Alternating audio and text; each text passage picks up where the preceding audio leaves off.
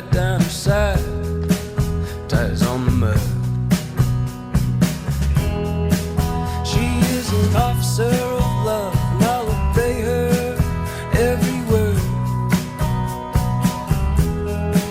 She is an officer of love, and I'll obey her every word.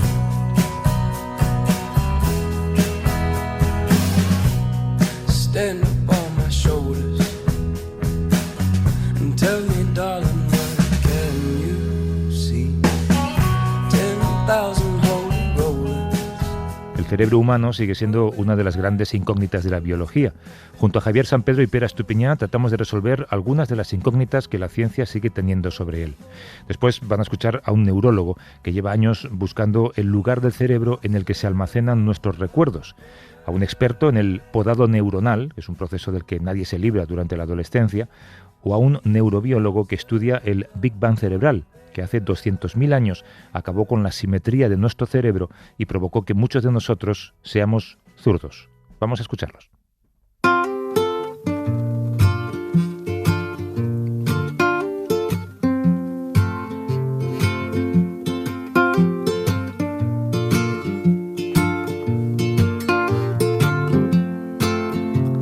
Never in my wildest dreams would I be loving you. Never in my wildest dreams would my dreams come true.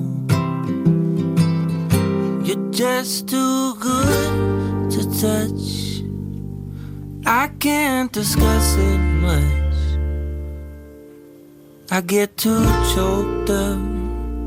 Don't wanna make a scene. Never in my wildest dreams.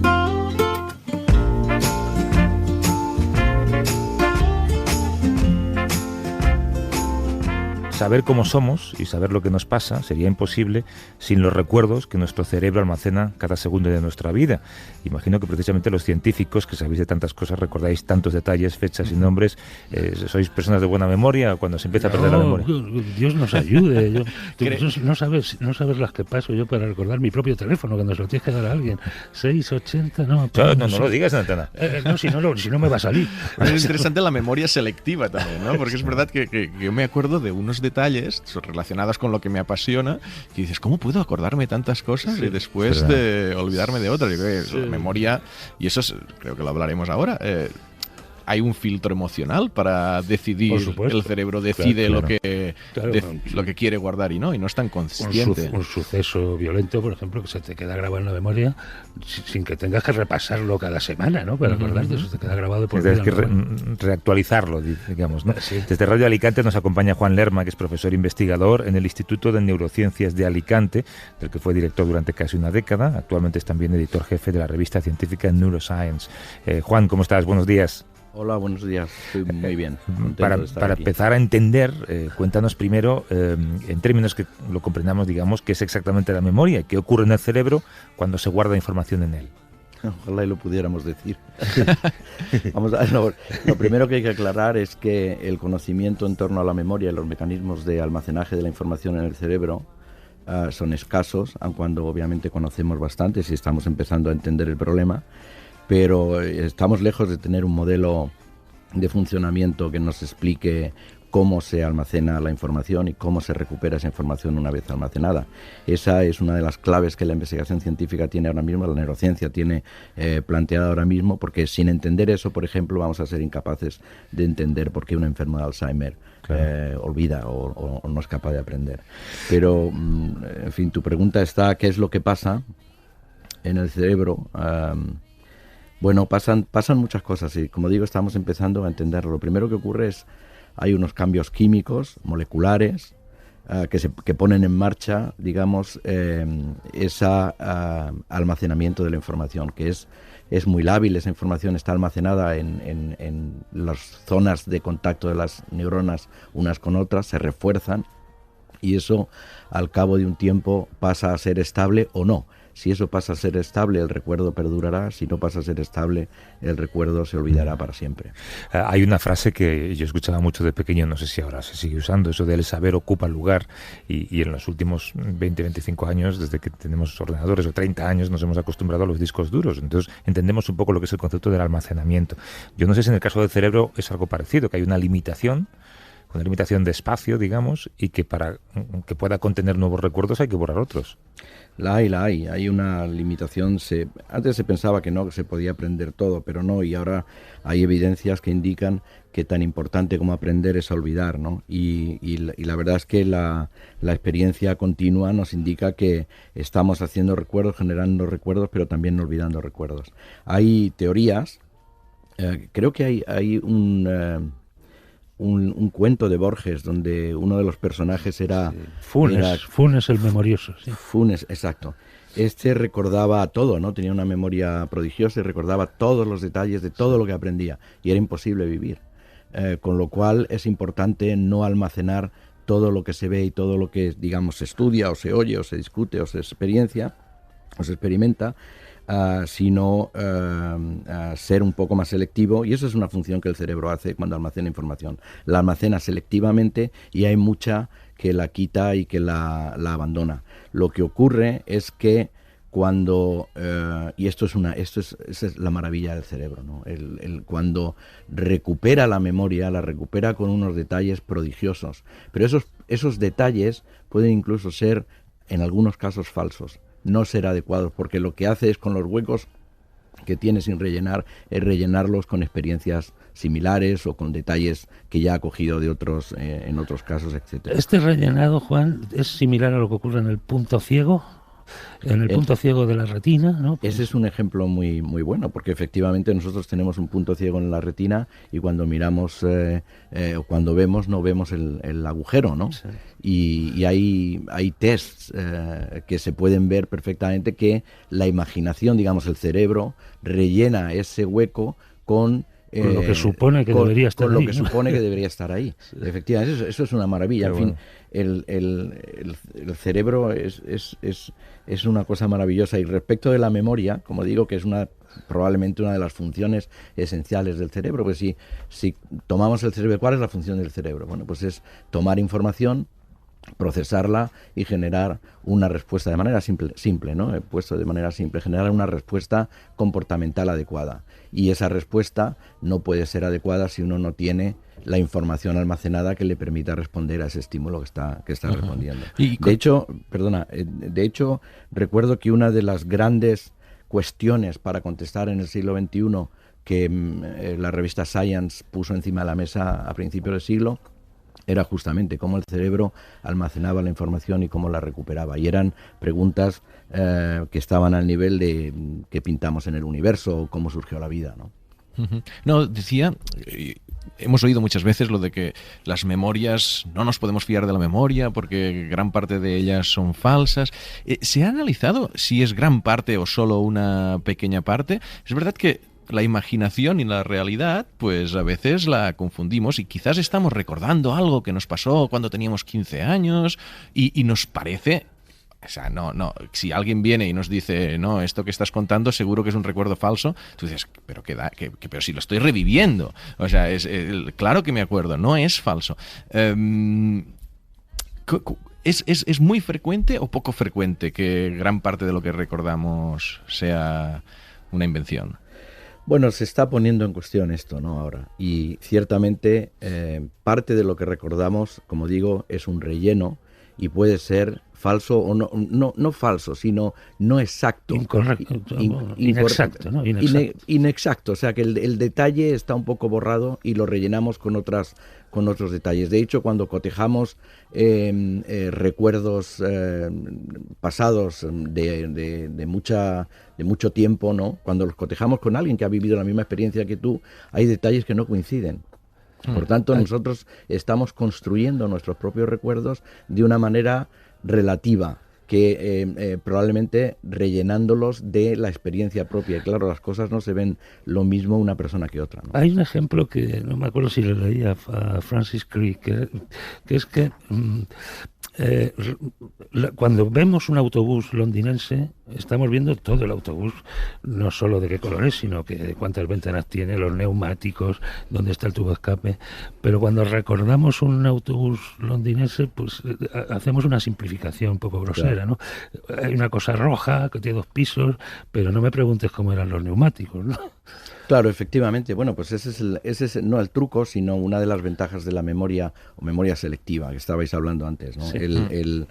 Es la capacidad de abstraer para recordar, porque efectivamente la memoria ocupa lugar y si lo recordáramos todo sería imposible aprender más. Así que hay procesos de olvido y hay procesos de procesamiento de la memoria cuando se aprende algo que delimitan lo que aprendes, lo que dejas almacenado quizá para siempre, de lo que no es importante, de lo que es superfluo, eso lo eliminas. Claro. Entonces, si tú recuerdas el autobús de Londres, pues tienes el concepto ese, el rojo, los 2 pisos asociados a la imagen de Londres, pero no te acuerdas de qué color son las ruedas. Claro. Si lo piensas, entonces dices, no, las ruedas son negras, porque lo más probable es que las ruedas del Sí, autobús pero tampoco sean lo negras. recuerdes, claro. Pero no lo recuerdas. El otro día decía en esta emisora Luis Rojas Marcos, y de hecho creo que ha escrito un libro sobre ello, lo importante que es hablar. Decía que es muy importante no solamente en la prevención del Alzheimer, sino también en llegar a una vida sana en la vejez. Y él lo recomienda a sus pacientes, y él siempre dice que en España, por ejemplo, las mujeres viven más que los hombres porque hablan más que los hombres. La gente se ríe mucho en las conferencias, pero él sostiene esa teoría. España también es un país de historia oral. Los abuelos cuentan su vida y nos gusta escuchar sus historias. Cuando dejamos de hablar de un recuerdo, ¿lo olvidamos más fácilmente? Pues es posible. Y de hecho, en general se recomienda que para no olvidar lo que hay que hacer es recordar a menudo, ¿no? Y eso sí que se sabe que cuando uno rememora recuerdos, las estructuras cerebrales que se pusieron en marcha cuando adquirió ese recuerdo se vuelven... Las estructuras cerebrales, no, me refiero el engrama de neuronas que se pusieron activas cuando se adquirió ese recuerdo, se ponen en marcha de nuevo para evocar ese recuerdo. Por ejemplo, las neuronas que ven el color rojo, en mi ejemplo del autobús londinense, ¿no? Sí, el color rojo y la forma del autobús, la forma de las ventanas, y probablemente que no hace mucho sol, en fin, una cantidad de cosas, de información que se asocian, y esa es una de las características más importantes de la memoria, es la asociatividad de una cosa con otra que te hace recordar con precisión ese recuerdo, ¿no? Y si nos ponemos un poco futuristas ya, porque ahora estabas hablando de cuando recordamos algo, pues de alguna forma se vuelve a activar esa red de neuronas que codifica ese recuerdo. Pero si no entiendo mal, hay gente que está intentando borrar recuerdos en el contexto del estrés postraumático, digamos con intervenciones o químicas o eléctricas. Es decir, en el momento donde te hacen recordar algo, un pequeño electroshock o unas sustancias químicas que y te permiten borrar recuerdos. Futurista y de películas, ha habido películas que... O sea, esto yo escribí hace un tiempo y en ratas se estaba consiguiendo. ¿Se está ensayando ya en personas o...? No en personas. Bueno, yo creo que hay alguna terapia psicológica que trata de hacer esto, pero sí que es verdad que el conocimiento de la memoria y de los procesos de aprendizaje ha llevado a descubrir y a no a hipotetizar, sino a hacer en animales de experimentación, rememorar información, rememorar recuerdos de manera artificial. Eso por una parte, y por otra, de abrir la posibilidad de, al rememorar recuerdos, poder borrarlos si se desea. Esto, en fin, desde el punto de vista ético, suena un poco chirriante, ¿no? Pero efectivamente en las experiencias que son muy traumáticas se puede llegar a evitar que esa experiencia traumática perdure y te haga la vida imposible, ¿no? Y eso se puede hacer. Y yo creo que se ha hecho, y se ha hecho no sé si en humanos, pero sí que en animales se ha hecho. Y eso utiliza una de las propiedades de la memoria, y es que cuando adquirimos la información, luego hay que rememorar y reprocesar esa información para estabilizarla, para consolidarla. Y en el proceso de consolidación es cuando se puede interferir para evitar que se consolide. ¿Cómo se puede interferir? Pues de la manera en que funciona el cerebro, química y eléctrica. Se pueden hacer estimulaciones selectivas o se pueden bloquear procesos químicos y moleculares selectivos para que no tenga lugar el almacenamiento final, ¿no? Siempre hablamos del cerebro, pero estoy pensando en esto que se llama la memoria muscular, que se habla mucho en el deporte, ¿no? De cómo el cuerpo recuerda la manera de, por ejemplo, en el tenis, dar un golpe exacto a una pelota de la misma forma miles y miles de veces, o ¿no? montar en bicicleta. O como los dentistas te dicen cuando sacan una muela, una vez me dijo un dentista, al principio lo notarás todos los días porque la lengua va al hueco, pero luego la lengua se acostumbra y se olvida de que hay un hueco, ¿no?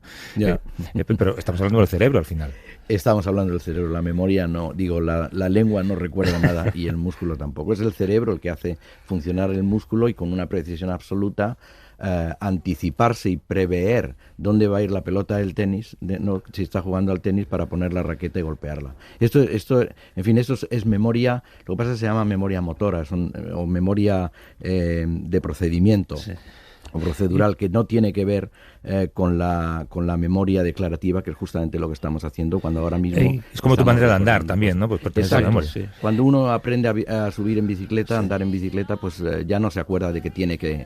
No lo recuerda, eso es una memoria un poco automática, ¿no? Es una habilidad. E incluso en personas amnésicas se mantiene esa memoria motora, ¿no es cierto? Exactamente.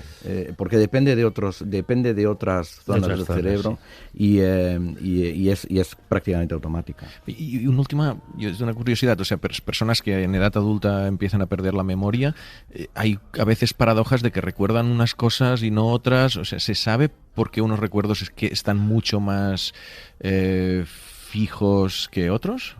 Pues no sé, yo creo que eso no se sabe, son de las grandes preguntas, como digo, nosotros estamos rellenando un rompecabezas y ese rompecabezas tiene muchísimos agujeros, ¿no? Yo creo que se ve un poco lo que quiere decir el rompecabezas, el significado global, pero tenemos muchísimas preguntas por contestar y ese tipo de detalles yo no creo que se tenga ahora mismo un conocimiento para poder hacerlo. ¿Por qué se almacena un recuerdo y por qué otro no? Pues tiene que ver con la circunstancia, tiene que ver con el contexto, tiene que ver con el estado emocional, tiene que ver con muchas cosas. Ahora, cómo todo eso se engrana para generar un recuerdo y otro no, pues, en fin, es tarea que nos va a tomar tiempo desentrañar. Mucho tiempo.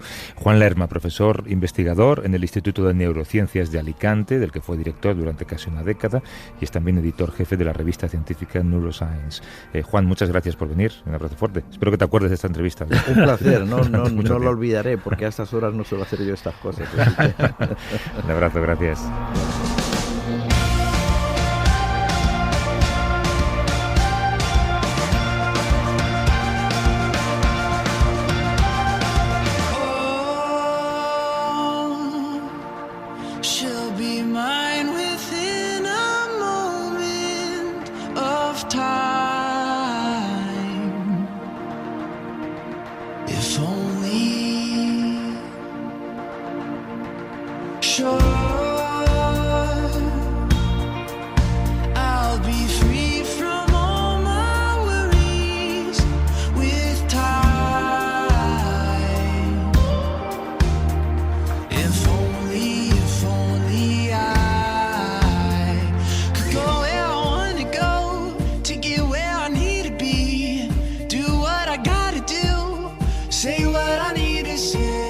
El cerebro humano sigue siendo la gran incógnita de la biología y sigue habiendo muchas preguntas sin resolver sobre cómo somos o cómo nos comportamos. Y algunas de esas preguntas tienen que ver con la adolescencia, esa etapa oscura y rebelde en la vida de cualquier persona. Aquí me sale el padre que llevo dentro.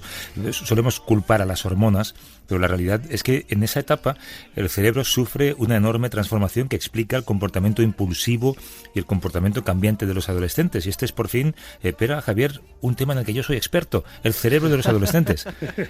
Lo tengo en casa. Bueno, yo no soy padre, pero sí tío. Y sé más o menos de qué estás hablando, sí. Hay en un libro reciente de un biólogo que se llama Sapolsky, Robert Sapolsky, sobre la agresividad, el comportamiento agresivo o pacífico en el ser humano, ¿no? Hay un amplio capítulo dedicado a la adolescencia y la verdad es que me ha llamado mucho la atención el núcleo de la teoría, el estado de la teoría, ¿no?, sobre el campo porque tenemos dentro de la cabeza como los dos caballos de Platón, ¿no? Uno es nuestras emociones, nuestro cerebro emocional reptiliano, de donde procede la agresividad, como el núcleo de la amígdala, y hay otro que se ocupa de controlar las emociones, que son los lóbulos frontales. No es hasta la adolescencia que los lóbulos frontales se hacen eficaces en el control de las emociones, de la amígdala y otros núcleos cerebrales relacionados con el miedo y la agresividad. Y esto, el invitado que tenemos hoy nos va a hablar de los mecanismos por los que esto ocurre. Se llama poda o proning. Y hasta mediada la veintena, hasta que el individuo no tiene 20 y tantos años, este proceso no acaba de ocurrir. No hay pastillas para acelerar este proceso. Tiene que inventar esto, ¿no? Que se pongan a trabajar sobre ello. Si las hubiera ya me las había tomado yo. Yo también, a tus años incluso. Nos escucha desde Radio Barcelona David Bueno Torrents, que es profesor en genética en la Universidad de Barcelona y experto en la genética del desarrollo y su relación con el comportamiento humano. ¿Qué tal, David? ¿Cómo estás? Hola, buenos días. Creo que hoy vamos a tranquilizar a muchos padres que piensan que lo de sus hijos, bueno, pues es lo normal, ¿no? Ellos pueden estar alarmados de ¿será el cerebro de mi hijo diferente al de los demás? No, es cosa de la edad. Es cosa de la edad. No solo lo digo como experto en neurociencia, sino también como padre de 2 hijos adolescentes. Claro que sí. En el cerebro adolescente tiene lugar un proceso, lo comentaba Javier, al que los expertos llamáis podado neuronal. Explícanos un poco en qué consiste. Sí, mira, el cerebro humano tiene una característica que lo distingue de casi cualquier otro cerebro, y es que puede hacer conexiones nuevas durante toda la vida. Todos los mamíferos hacemos conexiones nuevas cuando somos niños, en la etapa infantil, para ir incorporando en esas conexiones todo aquello que vamos aprendiendo de nuestro entorno. La mayor parte de otros animales, cuando llegan a la edad adulta, dejan de hacer conexiones nuevas, lo hacen muchísimas menos. Nosotros continuamos haciendo siempre. Pero hay una etapa donde el cerebro elimina todas aquellas conexiones que no usa para liberarlo de un exceso de conectividad, y es la adolescencia. Es como podar las ramas de un árbol, vale, que no son útiles o que incluso molestan, por eso lo llamamos podado neuronal. No, pero está muy bien explicado. Es como cuando esos episodios, por ejemplo, de mala educación de un adolescente tienen que ver con una conexión de la que luego se desprenden, por eso se hacen más educados, digamos. Sí, en cierto modo sí. Durante la adolescencia el cerebro madura, de hecho va madurando siempre, ¿no? Pero se produce un proceso de desajuste en la maduración. Es como cuando madura, pues bueno, toda la parte morfológica. De repente crecen mucho, pero son muy delgados, después se les hacen anchas las espaldas sin haber crecido tanto. Vale. En el cerebro es exactamente igual. Ahora maduran las zonas de generación de las emociones, las amígdalas, después madura un poco la zona de gestión emocional, que está en los lóbulos frontales, y esto genera pues unos desajustes reales que hacen pues que muchas veces se les activen emociones de miedo, de ira, impulsivas, y que no pueden controlar porque ha madurado antes generar estas emociones, claro, que la capacidad para gestionarlas. Después madura la capacidad de gestionar, entonces parece, mira, pues ya se han hecho un poco más adultos, después vuelve a hacer más conexiones en la zona de las amígdalas, parece que vuelven a ser críos, y así vamos haciendo. En ese proceso de ensayo y error, ¿por qué les influye más lo que pueda opinar un amigo que lo que les pueda decir un adulto, un padre, un profesor? Tiene que ver también con este proceso de maduración. A ver, la adolescencia es una etapa encajada entre la infancia, en que dependen de todo de sus padres, y la juventud, donde van a depender solo de ellos mismos, aunque a lo mejor sigan viviendo mucho tiempo más con sus padres, ¿no? Pero eso es independiente. Entonces, ¿cómo lo hacen? Lo hacen cuestionando todo aquello que han aprendido, por eso los adolescentes quieren romper los límites establecidos para ver qué hay más allá, y para generar la sociedad del futuro donde van a estar ellos integrados, y esa sociedad son sus compañeros adolescentes.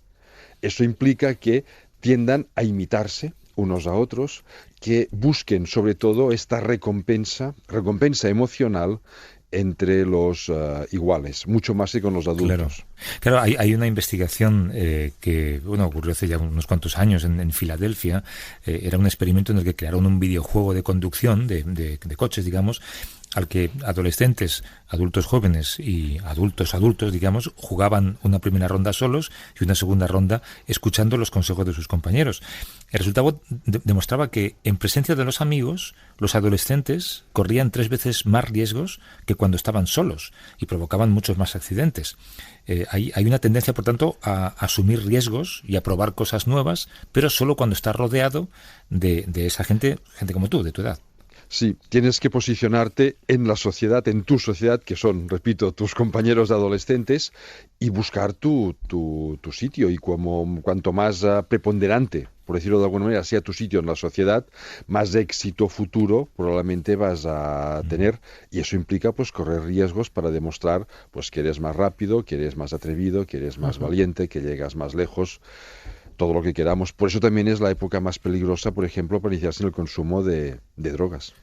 Pero sí, como contabas al principio, todo ese periodo y esos episodios de agresividad, en parte se deben a esa formación de nuevas conexiones neuronales, a ese ensayo de nuevos comportamientos.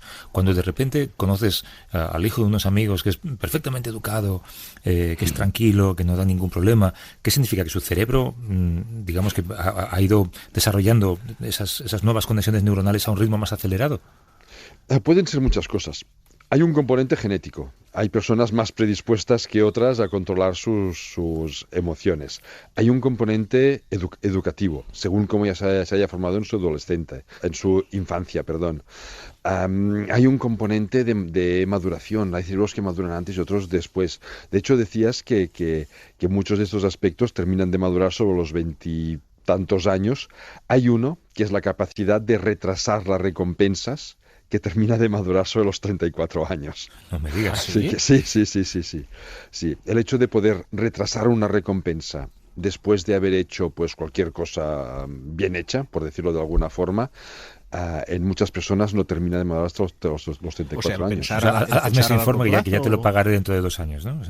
Sí, por eso los jóvenes necesitan mucha más inmediatez que los que ya hemos superado pues hace mucho tiempo pues esa edad.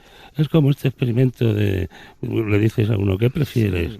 ¿1.000 euros ahora o 10.000 euros dentro de 10 años, no?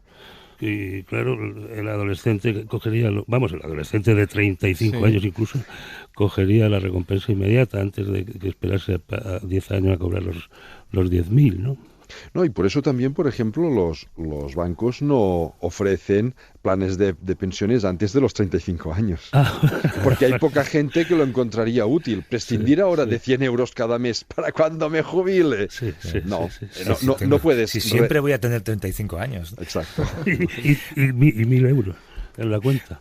Oye, hay estudios que confirman, David, que el bullying puede alterar estructuralmente el cerebro de los jóvenes, que puede provocar ansiedad, que puede provocar adicciones. La adolescencia es también la edad en la que arrancan algunos trastornos, como la esquizofrenia. ¿Lo que vivimos a esa edad nos marca para toda la vida? Nos marca mucho. Lo que vivimos en la infancia es lo que nos marca más, y en la adolescencia lo segundo que más nos marca. A ver, todo es reconducible, porque el cerebro siempre puede hacer conexiones nuevas. Por lo tanto, posteriormente se puede reconducir haciendo otras conexiones, y de hecho el trabajo de los psicólogos muchas veces es dar elementos de reflexión para que la persona pueda hacer conexiones nuevas. Pero es una etapa clave. En el caso, por ejemplo, de la esquizofrenia o de otros trastornos mentales, muchos surgen como consecuencia precisamente de este pruning, de este podado neuronal. Sí. Y cuando siendo ya adultos recordamos la adolescencia, lo habitual es que no te sientas identificado con esa persona que tus padres describen que eras cuando eras adolescente, ¿no? ¿El cerebro tiene algún mecanismo para olvidar esa transformación? No es que tanto que lo olvide, es que nos percibimos siempre de forma subjetiva. Vemos lo que queremos ver de nosotros mismos y los demás ven también lo que quieren ver muchas veces, y no coincide, normalmente no coincide. Después también al madurar, al hacernos adultos, a lo mejor hay cosas que queremos esconder de cuando éramos adolescentes y sí, las olvidamos. Hay mecanismos en el cerebro para olvidar todo aquello que nos causa un dolor. Pues está muy bien, porque yo creo que una de las conclusiones de esta charla, David, es que no somos nosotros, son ellos, son los adolescentes. Y una segunda conclusión es que se pasa. O sea, la adolescencia como enfermedad se pasa. Es verdad.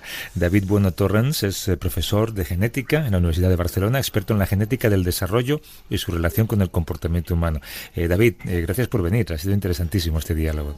Un placer haber estado con Hasta vosotros. luego. I was scared of tennis in the dark. I was scared of pretty girls and starting conversations. All my friends are turning green.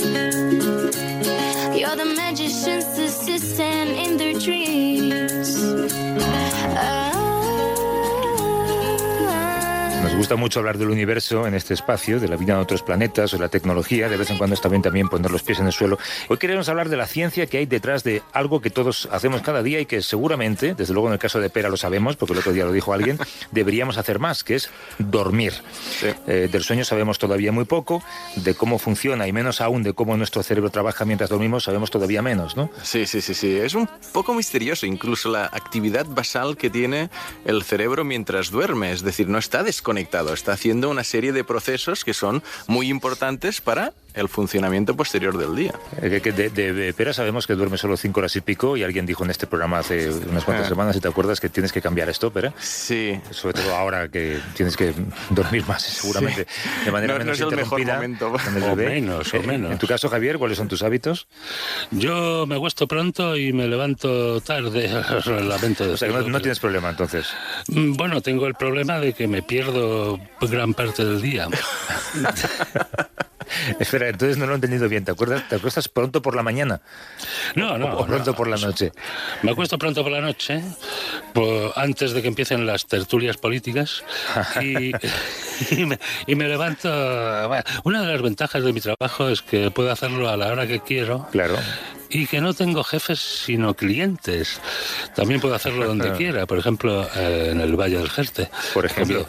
Comiendo verduras con guarnición de cordero. O en Washington, cuando quieras estás invitado. Eduard Estivill es neurofisiólogo, es pediatra y es experto en medicina del sueño. Nos escucha desde Radio Barcelona. ¿Cómo estás, Eduard? Buenos días. Encantado de estar con vosotros y primero de todo felicitar a quien ha escogido esta magnífica música que tenéis como sintonía del programa. Y que nadie se duerma con ella, ¿eh? De verdad que es súper bonita y muy contento de estar aquí con Pera y con Javier, que no tengo el gusto de conocer personalmente, pero que le tengo que decir que tiene un trastorno del ritmo circadiano, de su sueño. Total, eso le dijo el experto. ¿Solo uno? Tiene menos memoria, tiene menos capacidad de concentración. Todo esto son problemas que tiene Pera. Porque la idea básica para explicar a las personas es que el sueño es como un taller de reparación y restauración de lo que gastamos durante el día. Durante la noche reparamos esta parte más física y también la parte intelectual, es decir, memorizamos lo que hemos aprendido y por lo tanto la gran mayoría de adultos necesitan entre 7 y 8 horas. Los que duermen menos, es decir, aquellos que dicen, no, yo con 5 horas tengo bastante, son aquellos que tienen suficiente con 5 horas, pero todos los días de la semana, todas las semanas del mes, todos los meses del año. Lo que suele suceder es que seguramente Pera, y Pera lo pasa porque lo conozco, que me decía, no, yo entre semana duermo 5 o 6 horas y cuando piro la cama y puedo dormir más, pues igual duermo 8 o 9, ¿no? La melatonina es una buena receta, dice todo el mundo, ¿no? Sí, pero si dormimos las horas adecuadas, no nos sirve de nada si dormimos 5 horas y tomamos melatonina. Entonces Claro, estaremos sí. igual de mal. ¿Y las siestas compensan o no? Las siestas en realidad es un complemento de un sueño adecuado. Hoy en día sabemos por el ritmo circadiano, es decir, sabemos que dentro del cerebro existe este pequeño grupo de células que es el núcleo supraquiasmático del hipotálamo, que en realidad son 2 pequeños núcleos que lo que hacen es hacernos dormir de noche y después estar despiertos de día. Pero hacernos dormir de noche significa que dormimos entre las 10, 11, 12 de la noche y nos tenemos que despertar entre las 6, 7, 8 de la mañana. Pero 8 horas después de la hora en que nos hemos levantado, hay una pequeña necesidad de siesta o de sueño.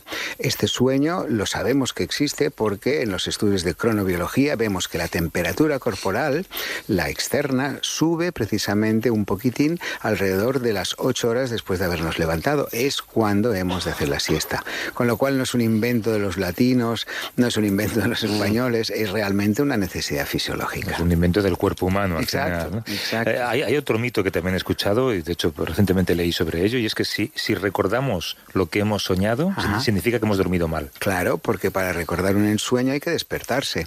Los ensueños se producen en la fase REM.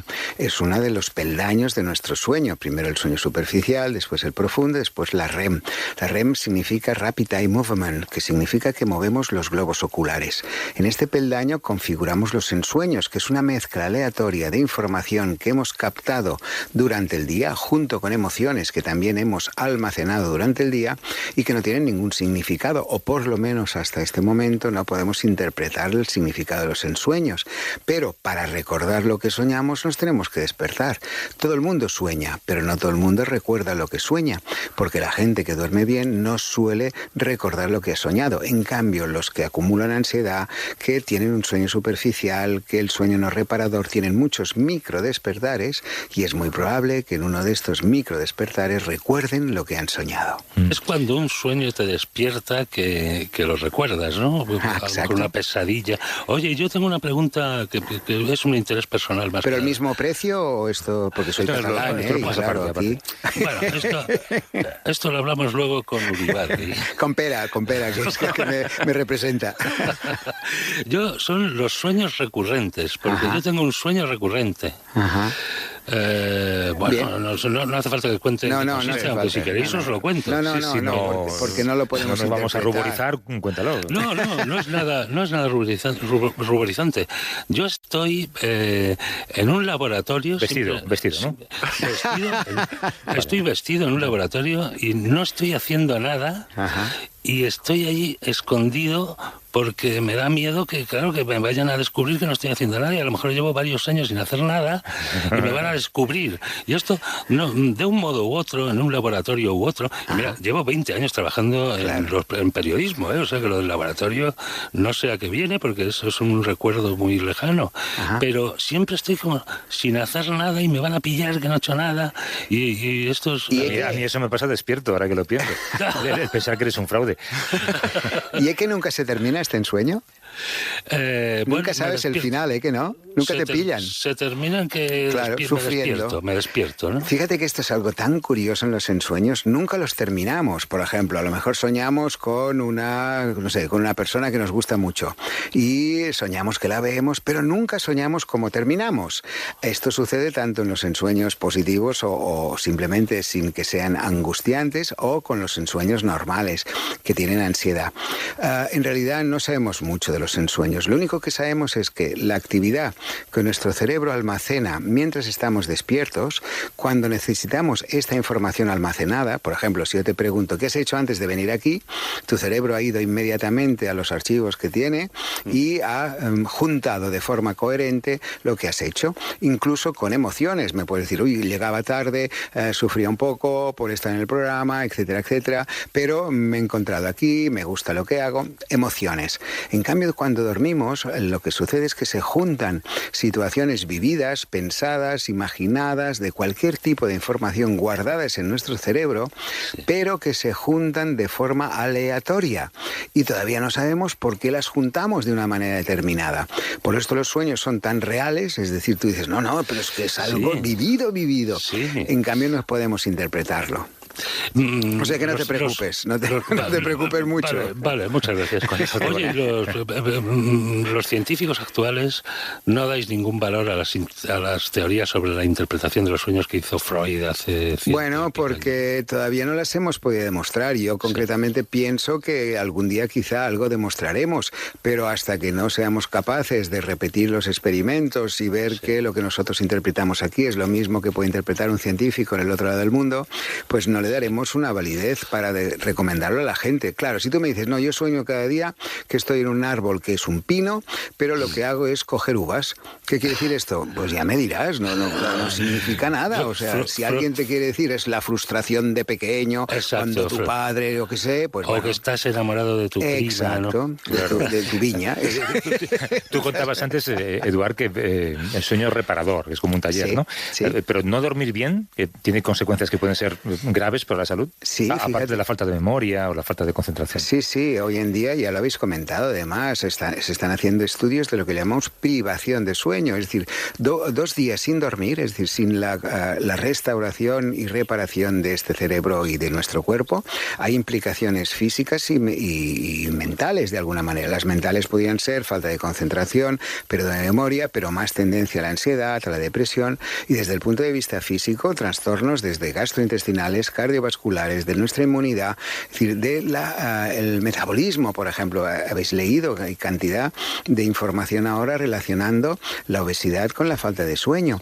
Todo esto son cosas apasionantes que estamos descubriendo y que en realidad nos hace simplemente afirmar cada vez con más rotundidad que dormir es la actividad que llevamos a cabo a lo largo de nuestra vida más importante. De hecho, pasamos 1/3 de la vida durmiendo, por algo será. Sí, porque deporte lo haces de manera voluntaria. Y sexo ya no te digo. Bueno, voluntaria según, porque te puedes dormir conduciendo a veces. Claro, este es el grave problema, ¿no? Las consecuencias, ¿cuántos accidentes hay por somnolencia durante el día? ¿Cuántas decisiones mal tomadas durante el día precisamente por esta falta de sueño? Antes hablabais de la siesta. Cada vez más los ejecutivos o los dirigentes de empresas importantísimas obligan a sus altos directivos a dormir 20 minutos de siesta, porque si no, saben que después por la tarde las decisiones que pueden tomar serán muy distintas a las que tomarían después de estar bien descansados. Pero todo lo que cuentas, Eduardo, yo creo que nos deriva hacia la genética, que es algo que hemos hablado aquí muchas veces, porque tú puedes tratar de educarte a ti mismo para tener un mejor sueño, para lo que dices tú, apagar ordenadores, no ponerte con pantallas delante. Preparar el sueño. Preparar el sueño. Tú usabas esa expresión, pero hay gente que duerme mejor y gente que duerme peor. Esto es así. Claro, no. Y por ejemplo, una de las causas de mal dormir es el acúmulo de tensión y ansiedad durante el día, pero en personas normales hablamos. Es decir, hay un tipo de manera de ser muy genético que conocéis muy bien. Es la típica persona que de alguna manera es alegre, animoso, con ganas de hacer cosas, pero al mismo tiempo es muy responsable, muy autocrítico, da vueltas a las cosas, se preocupa de todo, anticipa la ansiedad.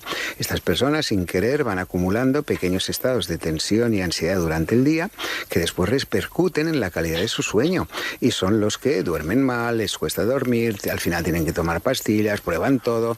Tú antes hablabas de los antihistamínicos, claro, venden medicamentos en la farmacia sin receta, que en realidad es un medicamento.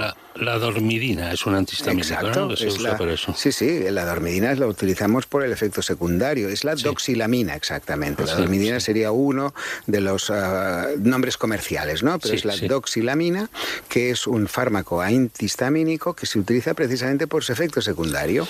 Pero si el 30% de la población sufre insomnio, según cifras habituales, de ese 30%, ¿cuánta gente podría curarse? Bueno, la gran mayoría. Hoy en día ayudamos a la gran mayoría de las personas. ¿Por qué? Porque buscamos la causa del mal dormir. Por ejemplo, hay una causa que es un 10% de este 30%, que sería lo que llamamos el síndrome de las piernas inquietas. Son estas personas, evidentemente normales, sin ningún problema psiquiátrico, pero que tienen una falta de una sustancia que habéis nombrado algunas veces, que es la dopamina. Esta sustancia controla el tono muscular. Pues bien, estas personas son las típicas que te dicen: yo noto alrededor de las 8, 9, 10 de la noche una sensación extraña en mis piernas que no sé explicar.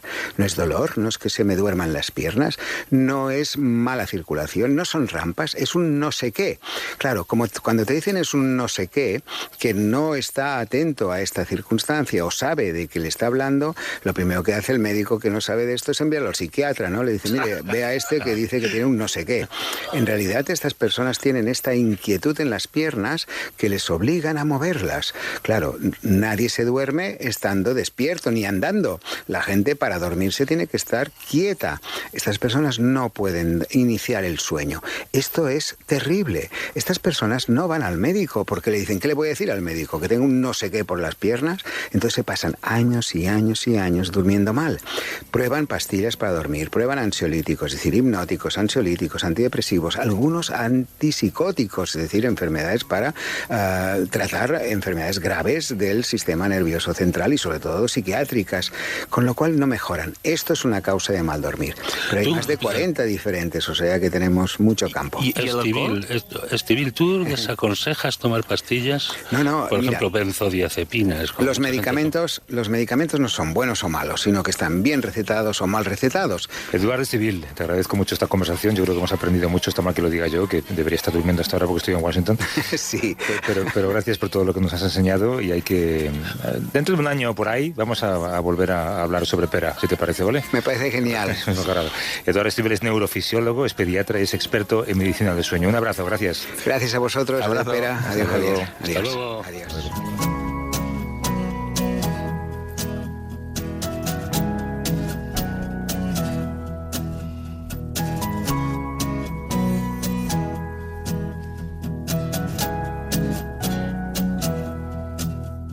Well, I won't back down.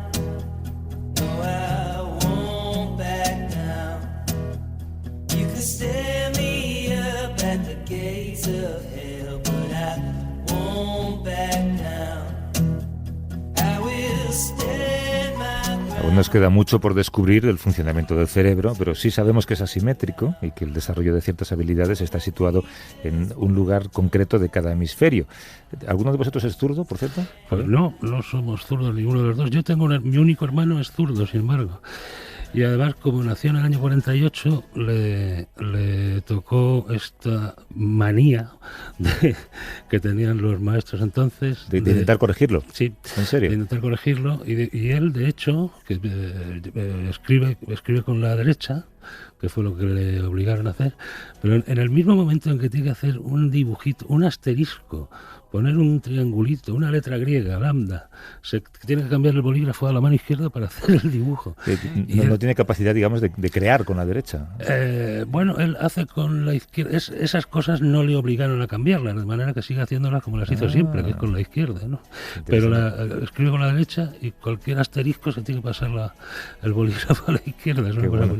El control de la mano izquierda comparte hemisferio con el sentido musical o el sentido artístico y el de la mano derecha con el lenguaje, con la habilidad numérica y con la comprensión científica. Yo no sé si esto sirve como un test para el buen científico, ¿no? Tenéis que ser todos diestros para ser científicos. No creo, ¿no? Bueno, que nos lo respondan. Sí, hombre, dado que para ser tenista hay que jugar con la mano izquierda. Sí. Bueno, sí, es el caso este de Nadal, ¿no? Yo pensé que era zurdo y me acabo de enterar de que no. Sí. De que, a raíz de eso surge la idea de hablar de esto, ¿no? Sí. Su tío él jugaba a derecha e izquierda con las dos manos y en un momento dado hubo que decidir con qué mano se quedaba para darla de lo que además en castellano llamamos darla de derecha, ¿no? Darla de drive, ¿no? El La drive, derecha, claro. claro. Ese es drive, puede ser con una con otra, pero él da el golpe de derecha con la izquierda, ¿no? Claro. Y bueno, y de hecho esto supongo que despistará bastante al oponente, ¿no? Que te juega un zurdo, ¿eh? De hecho, hay muchos jugadores de tenis y muy buenos que son zurdos en una proporción superior a la de la sociedad. Y esto es muy curioso indagar en ello. A ver si nuestro invitado nos puede explicar. Hay más por qué asexuales pasa eso. zurdos también. No me digas. Sí. Pues Cuando miras, hay dentro de la comunidad asexual hay 3 veces más zurdos que dentro de la población normal. Dentro de los homosexuales. Asexuales. Asexuales. Sí. Nos acompaña en Radio Bilbao José Ramón Alonso, que es neurobiólogo, escritor y catedrático de biología celular en la Universidad de Salamanca. ¿Qué tal, José Ramón? ¿Cómo estás? Muy bien, Javier, encantado de estar con vosotros. ¿Hemos dicho alguna barbaridad en lo que va de espacio? ¿O todo? Alguna cosa matizaríamos. Pues pero venga, dale. Lo de los asexuales. No, o sea, realmente es que, igual que hablabais antes de las especies, de esa maravillosa biodiversidad, pues también los seres humanos tenemos una neurodiversidad que incluye una variabilidad que nos afecta a todos. Entonces los cerebros pues son muy variados y eso se nota en comportamientos y se nota en la vida cotidiana. ¿Suelen ser los zurdos más creativos y los diestros mejores científicos? Bueno, parece que sí. O sea, que en los zurdos al menos es curioso porque hay distintos estudios que dicen que hay una mayor propensión a los trastornos mentales y al mismo tiempo una mayor propensión a la genialidad, o sea que serían unos cerebros, por así decirlo, más extremos que los de la población general. Se calcula que alrededor del 10% de la población es zurda. ¿Por qué no hay tantos zurdos como diestros? Debería ser, no sé, casi un 50%, ¿no? Una cuestión de probabilidad. Eso sucede en algunas especies, pero parece que en la nuestra no es así desde hace milenios o quizá cientos de miles de años, ¿no? Yo lo comentaba al principio, pero una cuestión genérica. ¿En qué se diferencia realmente el cerebro de una persona zurda de una diestra?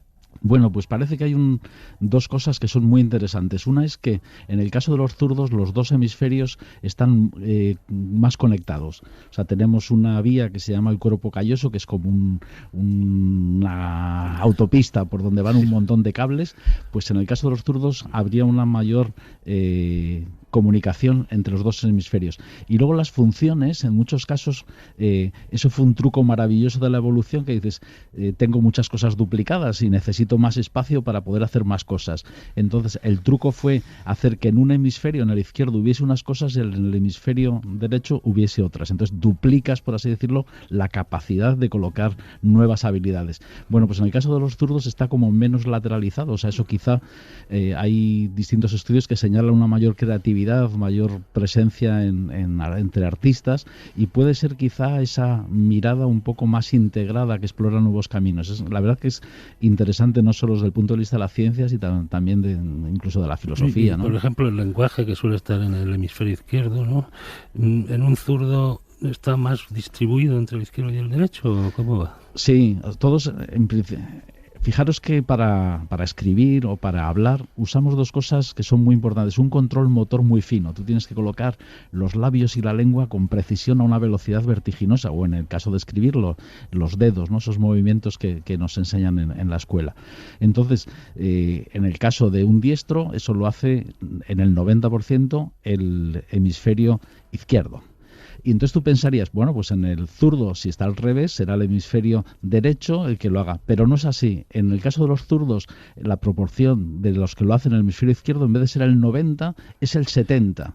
Entonces hay, como decimos, más diversidad dentro de la población de zurdos. Y te cuento una anécdota muy rápida, porque yo me fijé, en casa tengo un primate de casi 2 años, Eva, que me fijé hace un tiempo que dice, uy, a ver si es zurda, porque vi que utilizaba las 2 manos pues cuando jugando la pelota, o sea, por igual.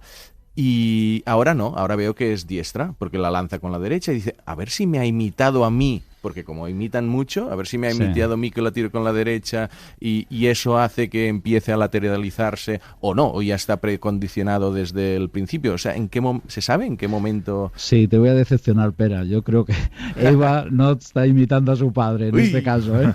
Entonces, fijaros, hay una cosa, en las ecografías, sabéis que muchas veces se ve como los niños, los fetos, chupan el pulgar. Sí. Entonces, ahí se ve que hay una preferencia por el pulgar derecho. O sea, ya cuando están todavía en el útero materno, ya están mostrando qué mano prefieren. Y sí que parece que hay también un componente genético. De hecho, hablábamos antes esa proporción del 10% general de ser zurdo, pero si tus 2 padres son zurdos, la proporción entonces sube al 25%. Claro, hablábamos antes de Rafa Nadal, que su tío le sugirió o le hizo jugar con la izquierda, el golpe que tradicionalmente se llama de derechas, ¿no? Pero bueno, también Messi, Maradona, Muhammad Ali son zurdos.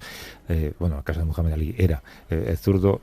Se podría decir que en algunos deportes los zurdos tengan ventaja, pero no es porque sean zurdos, es porque como son menos, es más complicado jugar contra ellos. De hecho, en el tenis, tú lo sabrás, José Ramón, pues Federer tiene que buscar contrincantes zurdos con los que practicar antes de competir contra Rafa. Sí, hay algunos deportes, béisbol, o sea, donde los zurdos están muy cotizados, por así decirlo. Claro. Entonces, porque les colocan mucho, ¿no? Eso es, te fuerza, entonces al entrenador también le da unas posibilidades muy interesantes, ¿no? Entonces está muy bien porque sabéis que hay otra historia de que si los zurdos morían antes, pues que no es verdad, pero vamos a tener aquí... Acabas de dar un escalofrío a un 10% de los oyentes. Lo he intentado aclarar con toda rapidez antes de que se empiece a llenar de llamadas de oyentes preocupados. Es total, que hemos aprendido que todo esto se debe a una asimetría cerebral que no sé si se sabe cuándo pasó o por qué pasó. Bueno, en la evolución ha habido 2 momentos que se habla como el Big Bang, como ese, ya sabéis, el origen del universo, pero hay 2 momentos de Big Bang cerebral, ¿no? Y son 2 momentos en que una mutación de repente abre unas nuevas posibilidades para el cerebro. Una es la que hablábamos antes, ¿no? De decir que sea hemisferio izquierdo y derecho distinto, ¿no? Entonces eso de repente permitió un salto hacia adelante para algunas especies, de las que entre otras deriva la nuestra, ¿no? Bueno, pues a esas mujeres que están embarazadas y están escuchando esto, habría que decirles que si su hijo es zurdo, bueno, pues que pueden estar contentas porque tendrán artistas como hijos, ¿no? Bueno, hay que decirles a las que van a tener hijos zurdos y a los que van a tener hijos diestros que estén muy contentas y que es una maravilla que nazca un niño. Ramón Alonso, que es el neurobiólogo, catedrático de biología celular en la Universidad de Salamanca y escritor de libros como El cerebro zurdo y otras historias de la ciencia y la mente. Por cierto, estaba pensando que cuando hablabas de los chuletones argentinos, a lo mejor Ramón estaba retorciéndose en el estudio pensando, chuletones argentinos. Sí. ¿Dónde están los chuletones vascos? Exacto, de Villagodio. En Bilbao se come maravillosamente y en Salamanca también. Un abrazo, Ramón. Un abrazo muy fuerte. Oye, qué conceptos más bonitos, lo del Big Precioso. Bang cerebral, neurodiversidad. Sí, me voy a comprar el libro en cuanto salga. Simetría. Javier, Pera, hasta luego. Abrazos.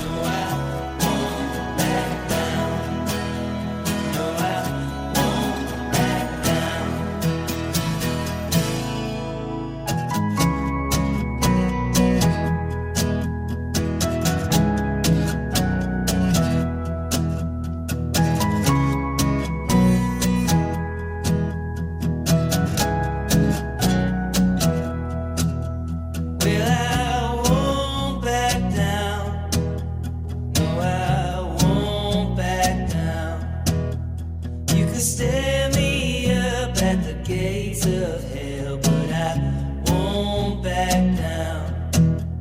I will stay.